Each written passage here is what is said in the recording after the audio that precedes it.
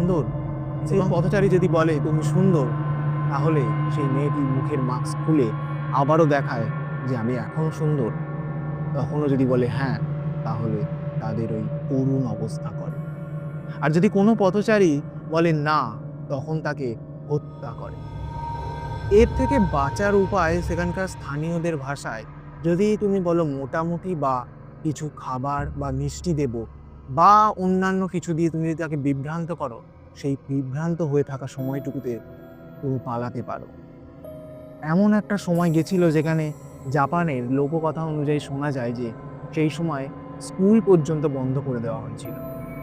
এখনো আপনাদের কি মনে হয় এটা সম্পূর্ণ একটা লোককথা?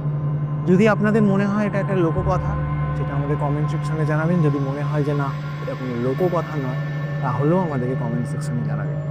আর যদি আমাদের এই গল্পটা ভালো না লেগে থাকে, তাহলে অবশ্যই চ্যানেলটিকে সাবস্ক্রাইব করুন। আর অবশ্যই এরকম আরো নতুন নতুন গল্প শুনতে আমাদের সঙ্গে জুড়ে থাকুন। নমস্কার।